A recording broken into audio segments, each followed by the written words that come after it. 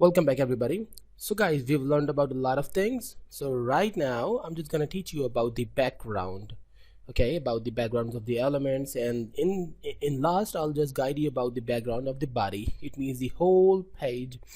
So by the way, first of all, I'm just creating the div, a simple div, and then I'm not doing anything, just directly creating the ID. I can use the class too, but here I'm just making the ID of the div1 and going there, div1, and first of all, the width I'm putting around 200 pixels, and the height around 200 pixels again. The height and width has done. Now the background color. Okay, we know about the property of the background color already. If I just put the red color and go to the browser and refresh, so this is the thing we've created, looking pretty awesome. Okay, so what more I'm just gonna do is save and just remove this thing, the color, and save and refresh. It's still giving me the result. That means we can put the only the background, or we can type the background hyphen color. Just why? Because the background is a short form of the complete background color. By the way, we just don't need to put the color only. We can put the image, or we can put the other properties like the background repeat, like the background attachment, etc. So this is the way to put the background color. But if you have the image, so you just simply need to type the background image, or instead of typing the image, just make it the background, and instead of the color, the red, just put the image name. But something more, I just want to clear you that the preferred way to put the image is the web format, like the GIF, GIF, the PNG, and the JPG. Okay, well, the most preferred is the PNG and the GIF. So guys, do we have the image? Yeah, we have the image, which is in the HTML folder, and the my home is in image, so I'm just using the image. So how to apply the image? Through the CSS, just simply type my home. Sorry, not in this way. Just type the URL. Here I'm not adding the src, I'm adding the URL, and inside the URL just mention the image name or the directory myhome.jpg, and save and go to the browser and refresh. Now you can see the image is there. Okay, instead of the red color, the image has overlapped the color, so I'm removing the color and refresh. Now it's the image. I can remove the background, the image text, and it's the image. That means it's working pretty awesome. But there is a little problem, as I see. If I just go to the HTML and if I just open the home, then you can see that this is too big project with the gates, and you can see that they're the right area, but here we're just only watching the top left area of the image. However, the full image is looking like this. Just why?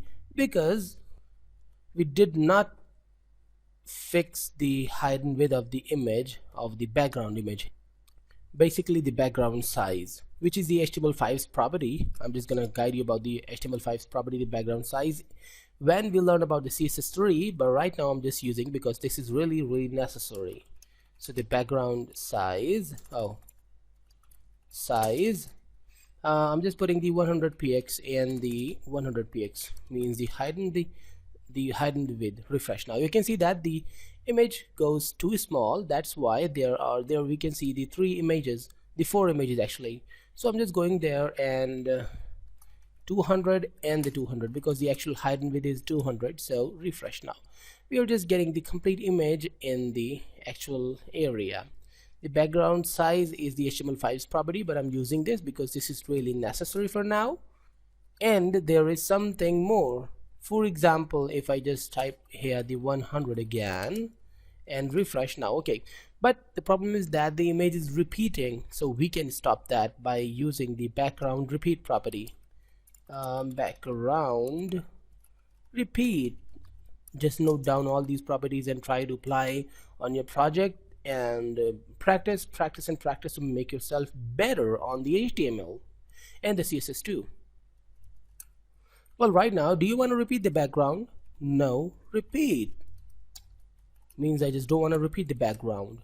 Go and refresh now. It's not repeating, however the image is covering the whole area. go back to the notepad and just make it 3 or actually the 200 back. Refresh. Okay, pretty awesome.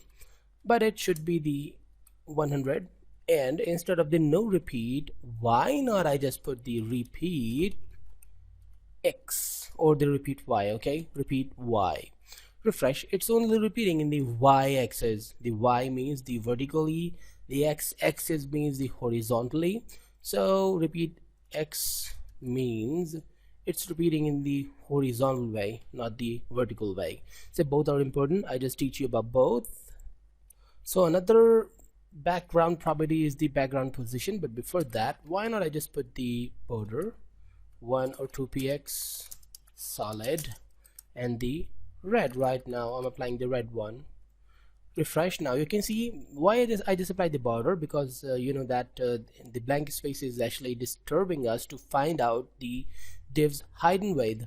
So right now what I'm adding the background position here.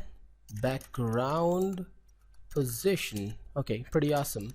So what is the background position? If I just refresh this, oh, okay, I understood that. I just mistakenly refreshed the page without putting the positions value. I'm just putting this center as the position. So refresh that back, and actually, oh, position, the background position, and refresh. Now you can see that our content is in the center with the perfect manner.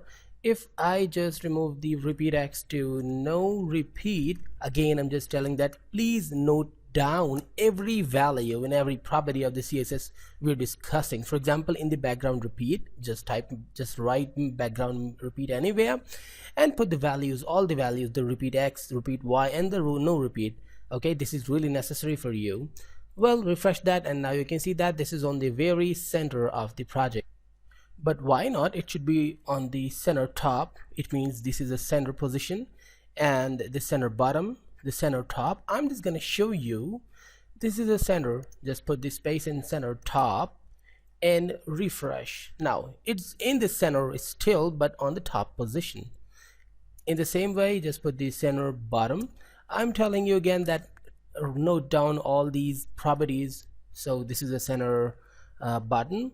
Why not the left button right now, the left button? So refresh the left side. In the same way, the right button. And I hope you understood all these things about what I'm just doing. The right button, the right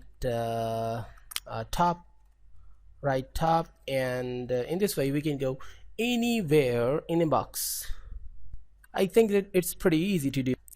In fact, this is not my thinking. Exactly, the background, the CSS background module is pretty easy to understand. Really easy. So guys, in the next class we will meet and do a lot of more CSS things. Goodbye and stay tuned.